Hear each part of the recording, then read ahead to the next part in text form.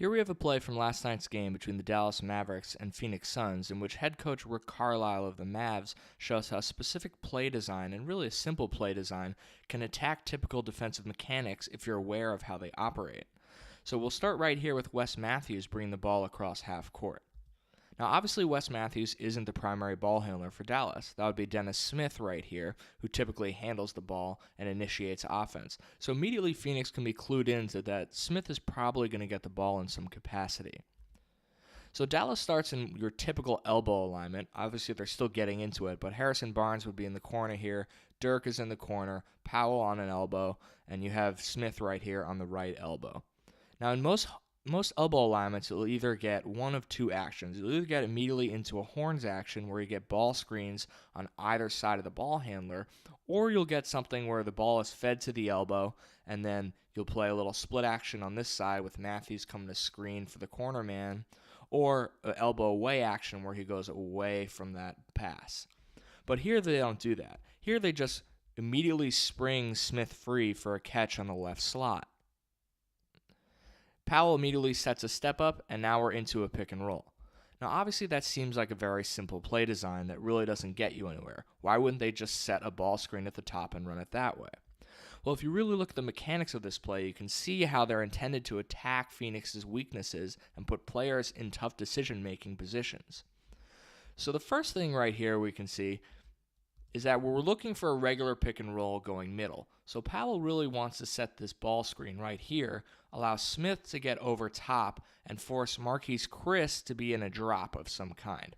Because the action happens so quickly, the hope is that he can't be aggressive in his pick and roll defense here. And we can see that he stays in this deeper drop, which is what Dallas wants.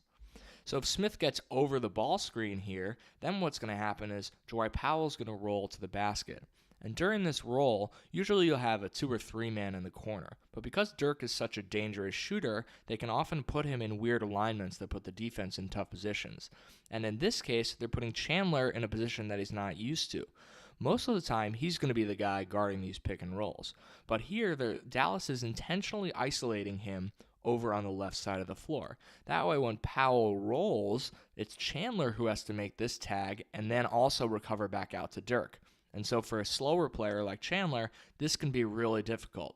As Smith penetrates, he's going to have to decide, do I tag Powell or do I get back out to Dirk? Phoenix, however, blows up this play immediately. Notice how Booker gets it into an immediate ice or blue push down, whatever you want to call it. So as they're bluing this pick and roll on the side, that's going to force Smith to go this way, which means Powell is going to roll this way. And then the tagger is no longer Chandler. So Phoenix, by just bluing this pick and roll, takes Chandler out of the precarious position that he's going to be in if Smith gets middle and over top the screen. So here's our blue, and Powell immediately changes his angle. Notice how he's coming in at this angle, but then the last second he flips this way into a step up. That's to ensure contact on the screen, and this is a common counter that teams will use to make sure that there's some sort of separation for the ball handler. So as Smith comes off the screen, though, Powell doesn't really make any contact and allow for any separation. Now, this is often tough for a screener because a screener either wants to hit the guy hard or release quickly and create this 2-on-1 on this defender. But Dallas doesn't really get any of those things here. Booker's able to recover pretty quickly here, and Chriss still has both players in front. Now at this point, Chriss puts a high hands up, which prevents this little pocket pass over the top to a rolling Powell. And because he confronts Smith higher, Booker has to switch onto Powell, and we get a mismatch here. And we can see they swing the ball back and look to attack this mismatch. But let's roll it back here for a second. One of the important parts of this play design is that the Mavericks realize that teams are going to try to blue this action. It's really common across the NBA now that everyone's trying to push the ball towards the sideline. So Dallas expects that Smith is going to have to go this way. So a counter that Dallas puts into this play intentionally to make the tag difficult once again is to have this weak side exchange. So Jackson can handle this situation in one of two ways. He can either stay with Matthews and follow him down into the corner, or he can switch with TJ Warren right here, where basically Warren stays down and takes Matthews, and as Barnes comes up, Jackson stays high. Now, this is how a lot of teams like to handle this situation because it's just an easy switch and it cuts off this sort of confusion that can happen. Because if these guys stay with their guys, Jackson's going to be watching Matthews and he's going to lose sight of the ball. And this becomes extremely important because remember, Powell is now rolling right down the middle here. And so it's going to have to be Jackson or Warren who's the tagger. So if they're too focused on this exchange, then they're going to miss the tag, Powell's going to roll free, and there's going to be easy lob dunk. So this is why Dallas puts in this exchange. Even though it's really simple, they're just trying to get Jackson and Warren to get confused, get their heads turned the wrong way for 1 second, and then just allow this to happen, this easy roll right down the middle. But we can see here that they don't switch. And Warren comes up through the outside and Jackson goes up through the inside. Now this is another point of teaching that coaches tend to differ on. So here a lot of coaches will teach because Warren's looking at the action and he can see what's going on, they'll push him over towards the middle and have him go on Jackson's outside while Jackson will go inside. This way Jackson doesn't have to be running back with his head turned like he is right now.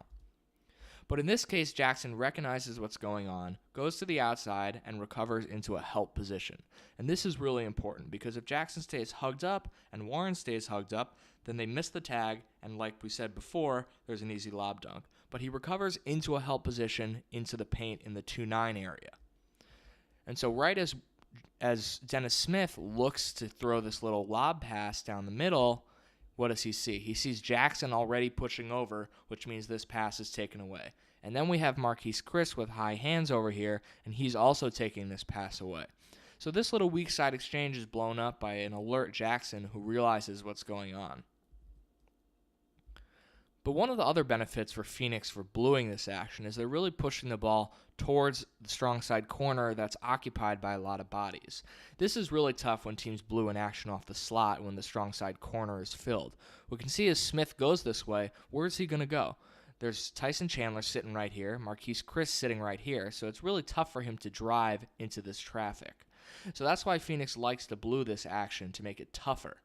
And then on the weak side, they trust the exchange and the help principles from Jackson and Warren. So now the whole play has been blown up, and there is a switch, and Dallas looks to attack it. TJ Warren immediately pushes over towards the nail.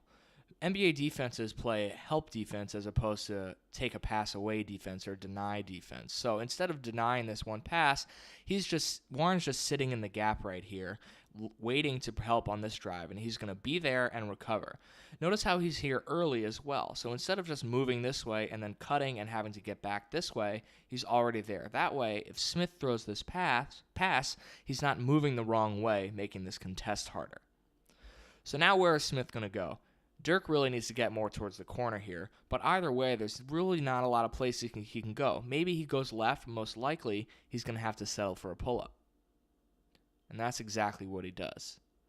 Now at this point in the play, everything's over and Phoenix has won, but Smith compounds his mistake.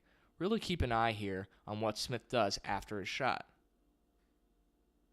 Notice how Marquese Chriss releases and Smith seems to go with him. But then Smith's right here confronting the ball. So what does that mean? That means Chriss has been let go and he's running free down the floor. Jackson throws it over top and we get a dunk.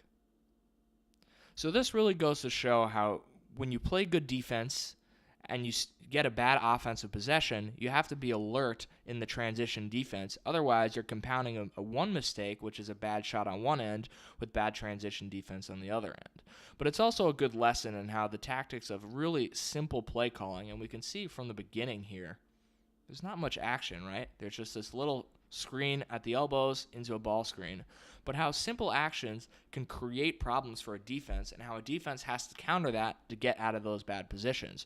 Remember that Tyson Chandler was going to be stuck in a bad position if Phoenix didn't blue this. And now that they do blue it, Phoenix has to have this good exchange here and recovering to a help position. So here's the play now in full with all the elements.